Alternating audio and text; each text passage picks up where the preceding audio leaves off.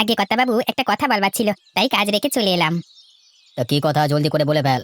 ওদিকে তো তোর কাজের আবার দেরি হয়ে যাচ্ছে। এভাবে বেশি সময় নষ্ট করলে কাজ করবি কি করে শুনি? হ্যাঁ বাবু, বুঝতে পেরেছি, আমি এখনই চলে যাব। তবে আগে আপনি আমার কথাটা শুনুন। আরে বললাম তো, কি বলবি বল। আগে বাবু, বলছিলাম কি, আজ তো মাস শেষ হলো 7 দিন। আপনি তো এখনো গত মাসের বেতনটা আমাকে দেননি। যদি আপনি আমাকে গত মাসের বেতনটা দিয়ে দিতেন তাহলে আমার খুব উপকার হতো। এই তোদের গরিবদের না এই একটাই সমস্যা, শুধু বেতন দাও বেতন দাও করিস। যা, ঠিকঠাক মতো কাজ কর। তোর বেতন আমি কাল পরশুর ভেতরেই দিয়ে দেবো। তাই যেন হয় বাবু, নইলে কিন্তু আমার খুব বিপদ হবে। আরে তোকে বললাম না কাল পরশুর মধ্যে দিয়ে দেবো, আবার কথা বাড়াচ্ছিস কেন? যা যা, নিজের কাজ নিজে গিয়ে কর ঠিক মতো। কি হে ভাই জগাই, মন খারাপ কেন? নিশ্চয়ই কর্তাবাবুর কাছে টাকা চাইতে গিয়েছিলে, তাই না? হ্যাঁ গো গোপালদা, বাবুর কাছে টাকা চাইতে গিয়েছিলাম, কিন্তু সে তো কোনো টাকাই আমাকে দিল না গো। এদিকে আমার সংসারে যে খুব অভাব চলছে, এই মাসের বেতনটা না পাওয়া পর্যন্ত যে সংসারের বাজারটাও ঠিক মতো করতে পারবো না। এই সমস্যা তোমার একার নয় জগাইতা, তোমার মতো আমাদের সবারই একই অবস্থা। অন্য সব দোকানে কাজ শেষে মাস হলে বেতন দিয়ে দেয়, কিন্তু আমাদের এই কর্তাবাবু মাস শেষ হয়ে যাওয়ার 10-12 দিন পর টাকা দেয়। তাও আবার একটা কথাও বললে আরো কিছুটা বেতন কেটে রেখে দেয়। বাবা, না গোপালদা, এইভাবে কিন্তু কাজ করা যায় না। ভাবছি এই কাজটা ছেড়ে দেবো, কিন্তু আমি তো গরিব মানুষ, এই কাজটা ছেড়ে দিলে কি করে সংসার চালাবো? সেই জন্য তা ছাড়া হয় না। আমাদের কিছুই করবার নেই গো জগাইদা, আমরা হলাম গরিব মানুষ। গরিব মানুষের কথা কোথাও 2 টাকার মূল্যও নেই। হ্যাঁ গো গোপালদা, গরিব হয়ে জন্ম নেওয়াই বুঝি আমাদের জন্য পাপ ছিল। থাক জগাইদা, এখন সেসব কথা বাদ দাও। চলো চলো জলদি করে বাকি কাজগুলো শেষ করি, নয়তো কর্তাবাবু এসে আবার আমাদের সাথে চিৎকার চেঁচামেচি করবে। হ্যাঁ গো গোপালদা, চলো চলো। আরে আরে দেখো দেখো দেখো, এ কি কাণ্ড করেছে গো! আমাদের নদীর এই পারে পুরো জলটা যে ওই পারের ওই ছোট্ট ছোট্ট বাচ্চাগুলো সব ঘোলা করে ফেললো রে। হায় হায় হায় হায় হায়, একটু খাবার জল নিতে এসেছিলাম, এখন তো দেখি সব জল একেবারে ঘোলা। এই ঘোলা জল কি করে নেব গো? আরে এই হতচ্ছাড়া ছোট লোকের বাচ্চারা, তোরা নদীর ওই পার ছেড়ে কেন আমাদের এপারে গোসল করতে এসেছিস রে? হ্যাঁ, তোদের ওই পারে কি গোসল করার জলের অভাব পড়েছে নাকি? না না গিন্নিমা, আমাদের ওই পারে জলের অভাব পড়েনি। তা তোদের ওই পারের নদীর জলে যদি অভাব না পড়ে থাকে, তাহলে তোরা নদীর এ পারে কেন গোসল করতে এসেছিস? হ্যাঁ, আসলে গিন্নিমা, আমাদের ওই পারের নদীর জলটা না খুব ঘোলা। ওই ঘোলা পানিতে আমরা বাচ্চারা একদমই গোসল করতে পারি না গো, তাই আমরা নদীর এই পারে গোসল করতে এসেছি। ছোট লোকের বাচ্চারা বলে কি, তোরা যদি আমাদের নদীর এপারে এসে গোসল করে ওই সব জল নোংরা করে ফেলিস, তাহলে আমরা কোথায় গোসল করব শুনি? ওঠ ওঠ, এখনই এই নদীর এপার থেকে উঠে তোদের ওই পারে যা বলছি। গিন্নিমা, আমরা আরেকটু গোসল করব, আমাদের গোসল প্রায় শেষ হয়ে এসেছে, এরপরেই আমরা চলে যাব। ছোট লোকের বাচ্চাদের দেখি সোজা আঙুলে কাজ হচ্ছে না। বলি কি, তোরা ভালোভাবে এখন জল থেকে উঠবি নাকি আঙুলটা একটু বাঁকা করব? এই ছুটকি, আঙুল পাকা মানে আবার কি রে? আঙুল বাঁকা মানে হলো গিন্নিমা আমাদেরকে ইচ্ছে মতো লাঠি দিয়ে পেটাবে। চল রবি, এখনই উঠে যাই বাবা। কি রে, কি হলোটা কি? বলি কথা কি কানে যায় না নাকি আমি এসে তোদের ওঠাবো? হ্যাঁ, না না গিন্নিমা, আমরা এখনই চলে যাচ্ছি। যত রাজ্যের এই ছোট লোকের বাচ্চাদের জন্য নদীর পাড়ে একটু না পারি শান্তিতে গোসল করতে, না পারি একটু জল দিয়ে ঠিক মতন রান্না করতে। যত সব। এই সভায় আজকে তোমাদের যে কারণে ডেকেছি তা একটু পরে বুঝতে পারবে। তোমরা সবাই এখানে আসতে পারায় আমি অনেক খুশি হয়েছি। শোনো, আমাদের নদীর এপারে কিন্তু অনেক দিন হলো কোনো অনুষ্ঠান করা হয় না, তাই আমি ভাবছি যদি আমাদের নদীর এই পারে একটা পিঠাপুলির আয়োজন করা যায় তাহলে কিন্তু মন্দ হয় না। হ্যাঁ মোড়ল মশাই, অনেকদিন হয়ে গেল পিঠে পুলিও পেট ভরে খাওয়া হয় না। এই পিঠে পুলির উৎসবে এবার নয় পেট ভরে পিঠে খেতে পারবো। হ্যাঁ, তা মোড়ল মশাই, এই পিঠে পুলির উৎসবে সবাই কত টাকা করে দেব?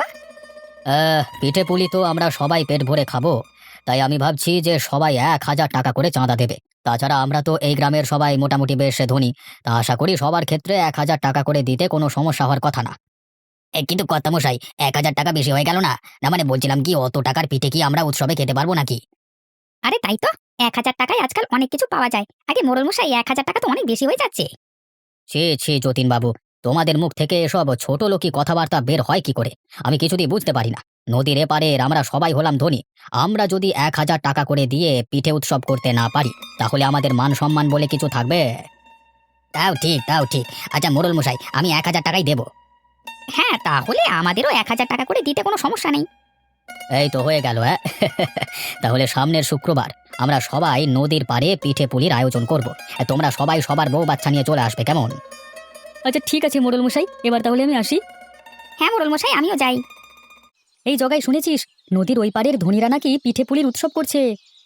হ্যাঁ রে নিতাই, খবরটা আমিও শুনেছি, কিন্তু ওরা তো সবাই 1,000 টাকা করে চাঁদা দিয়ে এই উৎসব করছে।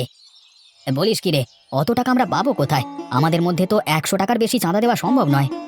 তবে কি এবার নদীর পাড়ে পিঠে পুলির আয়োজন আমরা করব না? করবো না কেন? না করলে যে আমাদের এই পারের ছেলেমেয়েরা নদীর ওপারে চলে যাবে, তখন ধনীরা ওদের দেখলে দূরছাই দূরছাই করবে। সেটা তো ঠিকই জগাই।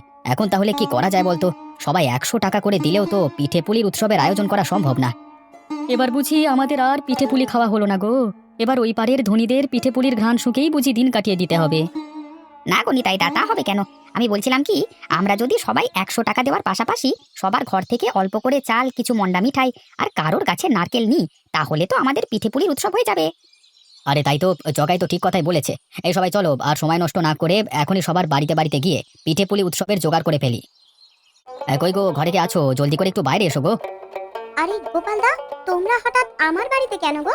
আর তোমাদের সবার হাতে এই গামলা কেন? দিদি, আমরা এবার গ্রামের নদীর পাড়ে পিঠে পুলির আয়োজন করব। আমাদের এই আয়োজনে গ্রামের কেউ চাল, কেউ মন্ডা মিঠাই আর কেউ নারকেল দিয়ে সাহায্য করছে। বলো কি নিতাইদা, তাহলে আমি তোমাদের কিছু চাল দেব। আমার ঘরে চাল আছে, আমিও তোমাদের পিঠে পুলির উৎসবে অংশগ্রহণ করতে চাই। ঠিক আছে দিদি, তুমি তাহলে জলদি করে কিছু চাল নিয়ে এসো, আমাদের যে এখনো অনেক কাজ বাকি।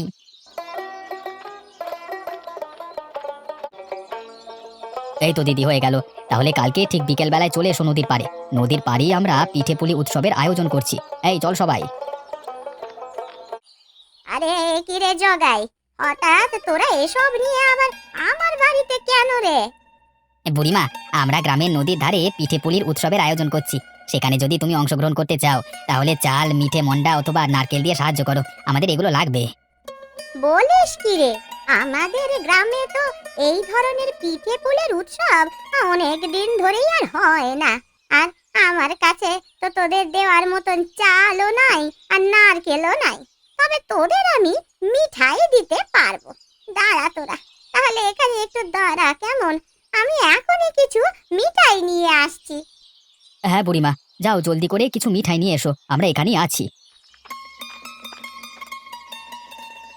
আরে আমার কাছে এই মিঠাইগুলোই ছিল। এই নে, তোদের ওই পিঠে পুলির উৎসবে মিঠাই দিয়েই আমি অংশগ্রহণ করবো রে। ঠিক আছে বুড়িমা, তুমি তাহলে কালকে বিকেল বেলায় সোজা নদীর পাড়ে চলে এসো। আমরা কাল নদীর পাড়েই পিঠে পুলির আয়োজন করব। এই নিতাই, জগাই, আমাদের তো সবকিছুই জোগাড় হয়ে গেল। এবার তো কিছু নারকেলের প্রয়োজন। নারকেল কোথা থেকে পাবো বলতো? গোপালদা, নারকেল তো শুধু খুড়োর বাগানই পাওয়া যায়। চলো তার বাগানে চলো। আরে তোরা এসেছিস, আয় আয় আয়, আমি তো তোদের কাছে যেতে চাচ্ছিলাম। কেন গো খুড়ো, তুমি কি জানো যে আমরা এবার নদীর ধারে পিঠে পুলির উৎসব করছি? হ্যাঁ রে, তা জানি বলি তো তোদের বললাম। আয় আয়, তোদের যত নারকেল লাগবে সব আমার বাগান থেকে নিয়ে নে। ওই তো দেখ কতগুলো নারকেল জমিয়ে রেখেছি, যা যা যতগুলো নারকেল লাগবে ওখান থেকে নিয়ে নে। ঠিক আছে খুড়ো। এই গোপালদা, চলো চলো, এই যতগুলো নারকেল লাগবে নিয়ে নি।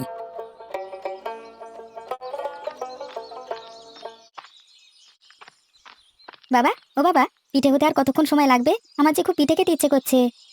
এই তো বাবা, আর একটু অপেক্ষা করো, প্রায় হয়ে এসেছে। যাও যাও, ততক্ষণ তুমি একটু খেলাধুলা করে এসো, এসে দেখবে পিঠে হয়ে গেছে। ঠিক আছে বাবা। যাক বাবা, অবশেষে তাহলে পিঠে পুলি উৎসবের আয়োজনটা শুরু করলাম। তোমরা কি বলো? আগে হ্যাঁ মোড়ল মশাই, আমরা সবাই পেট ভরে পিঠে খাবো। মোড়ল মশাই, শুনেছেন নদীর ওই পারের গরিবেরাও কিন্তু আমাদের দেখে দেখে পিঠে পুলি উৎসবের আয়োজন করছে। হ্যাঁ রে, তা তো শুনেছি। ছোট লোকের বাচ্চাদের আবার পিঠে পুলির উৎসব। হায় হায় গেল রে, পিঠে পুলি সব একেবারে পুড়ে ছাই হয়ে গেল। ওরে ওরে, আমার সব 1000 টাকাই যে জ্বলে গেল। তোর এসব পিঠে পুলির আয়োজন যে কেন করতে গেলাম, তা না হলে যে আজকে আমার 1000 টাকা লস হতো না।